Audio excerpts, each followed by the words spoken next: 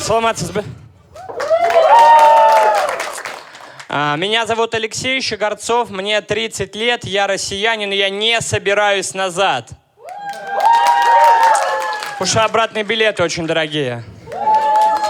Да, я смотрел на сайте и выяснил, что один билет до Москвы может стоить мне свободы. Вот из-за таких шуток подорожали. Мне 30 лет, или, как сказал бы местный, я 94-го года. Вот ты, парень, ты какого года? 2000-го. 4-го. То есть 2004-го, да? То есть я правильно говорю, что так местные говорят? Да. Ну, конечно, правильно, я же старше. Вот настолько я в местной теме, понимаете? Все, я больше не сравниваю Бишкек с Москвой. Да? Я его сравниваю с Алматой. И мне Бишкек больше нравится.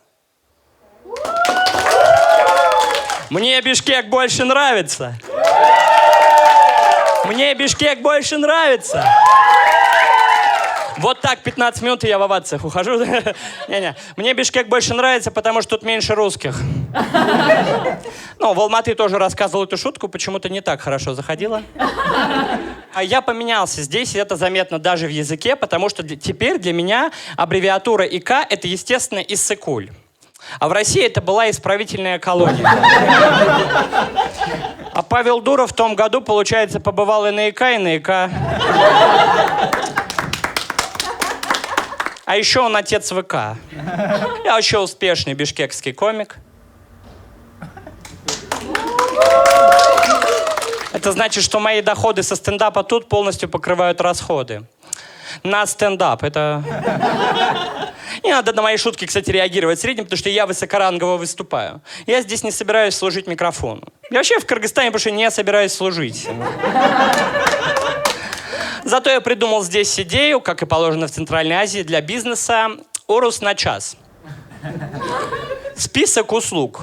Попить со мной водочки 100 сом в час. Съездить в автосервис 300. Сказать при мне «Орус Гетум Тормоз» 500.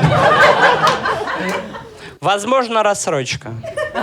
Есть еще дополнительный пакет «Джумбаш на час». Это если вас в ретро-метро на фейс-контроле не пропускают, я вместе с вами пройду. Будет стоить косарь, но это действительно того стоит. Ну, кстати, я по джумбашовскому тарифу не приезжаю, потому что я слишком долго здесь, в Кыргызстане 3 года, но уже я не джумбаш, я джумбаш-байке. Нормально, кстати. Я выступаю, вы реагируете, хуйня ебаная. Вообще... Ну, я вообще разобрался в городе, потому что, я теперь не спрашиваю у местных, а куда мне пойти, чтобы попробовать веганский бишбармак. Потому что я и так знаю, куда меня отправят. И бишбармака там нет. Веганского. Там, если подумать, один конкретный кусок мяса. Я уже рассказывал эту шутку, подошел благодарный зритель, говорит: а, кстати, я знаю, где есть веганский бишбармак. Я такой: да, слушай, а там же, где курут без лактозы и борсоки без глютена. Я такой: да. Он говорит: в самолете Бишкек, Москва. Такой: так уж и быть, буду питаться нацваем. Как обычно. Решил прижиться и начал здороваться с салам, но есть небольшая проблемка, потому что мой салам, он нежный. Он больше солями. И на него реагируют не как на приветствие, а как на бутерброд с гейством. Я решил как-то, изменить ситуацию, начал здороваться как натурал, как мне казалось. Я говорю: салам, берегите дочек и мам. Как-то неоднозначно восприняли. Я уже радикально пошел, говорю: салам, люблю, а мам. Какие-то двойные смыслы появились, да? Но мало же говорить, надо еще и отвечать правильно, потому что как-то со мной поздоровались: салам, как сам, я ответил: как сало, килограмм. И все, меня больше не звали ведущим на Нике.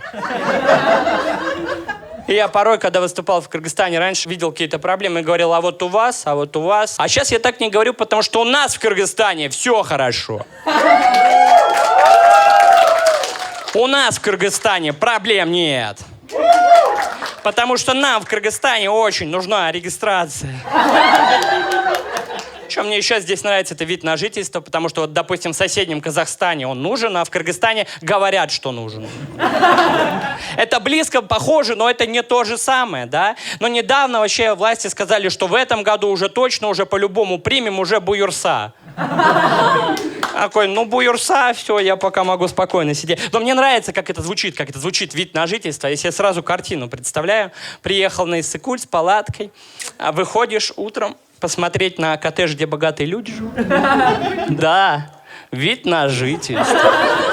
Пару раз был в Казахстане и заметил, что я очень быстро прохожу Кардай. Просто вашим пограничникам нравится, когда русские релоканты выезжают. Обратно, правда, медленно бывает, заезжаю, еще вопросы типа подкалывают, говорят, а что, Алматы по бабкам не потяну? Я говорю, нет, просто в Кыргызстане бишбармак вкуснее. И тут меня готовы пропустить, но я говорю, веганский, и остаюсь там еще на кучу времени. У меня вопрос к кыргызам есть. Кыргызы в зале есть? Да ладно, я уже различаю, короче. Вопрос такой, вот если в большой компании я начинаю на всех разливать чай, то могу ли я себя назвать Келин?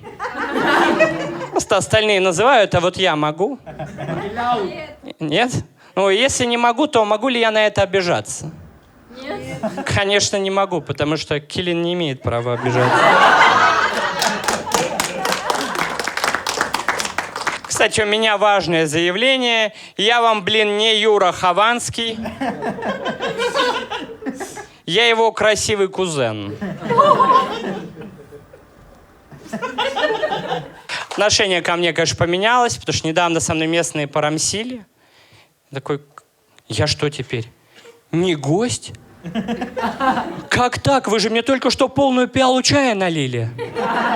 И я очень удивился, потому что за 3 года, что я здесь, я видел агрессивных местных только в UFC.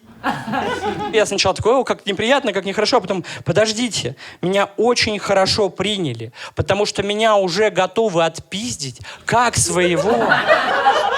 Да. Поэтому, если в следующий раз вы, кстати, увидите меня со сломанной рукой или там фингалом под глазом, скорее всего, ничего плохого не произошло. Скорее всего, я получил местный паспорт. Отпиздили меня представители российского посольства. В России сейчас произошло вот разделение, да, одни люди находятся по ту сторону, другие по эту сторону границы.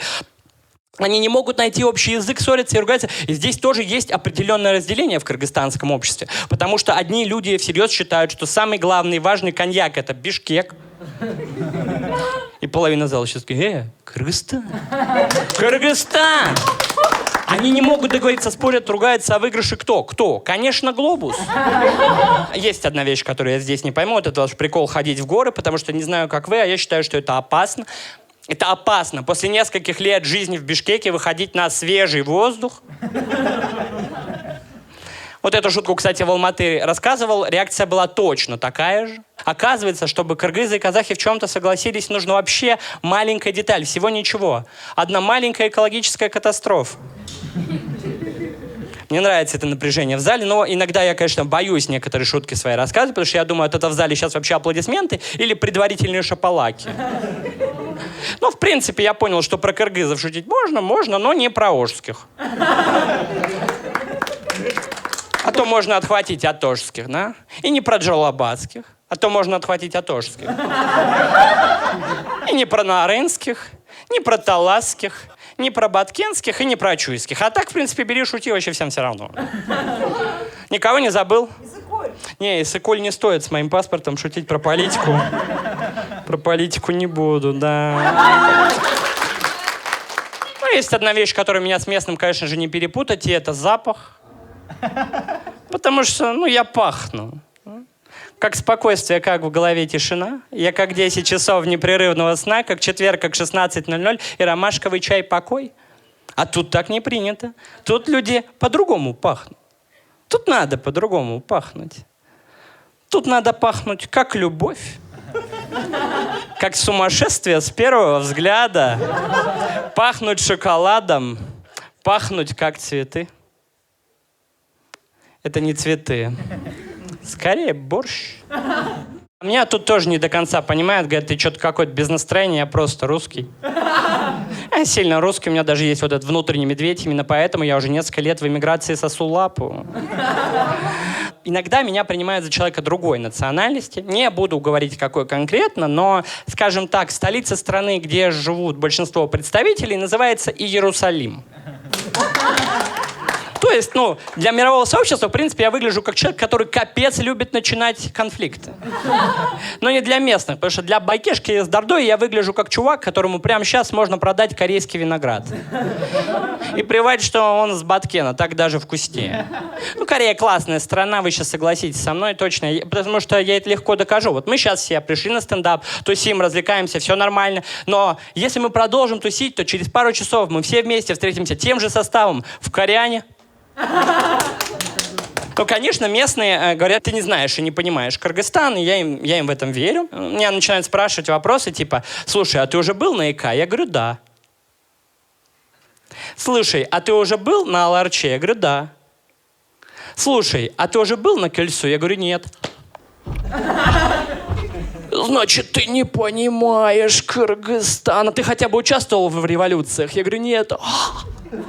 А у тебя хотя бы президент менялся? Я говорю, нет, Значит, ты не понимаешь Кыргызстан.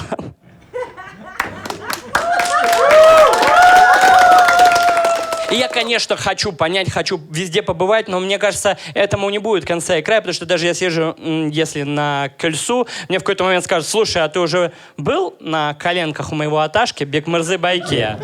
Я такой, нет, и все. Через день я уже еду в тур на коленях Бекмырзы-Байке. И в тот же момент я раскрою себя как релокант, потому что истинный кыргызстанец отдыхает только в Таиланде. Да. Чтобы приехать оттуда и всем рассказывать, что на ИК пизжа. Если вы досмотрели до этого момента, то ставьте лайки, подписывайтесь на канал, отдыхайте на ИК.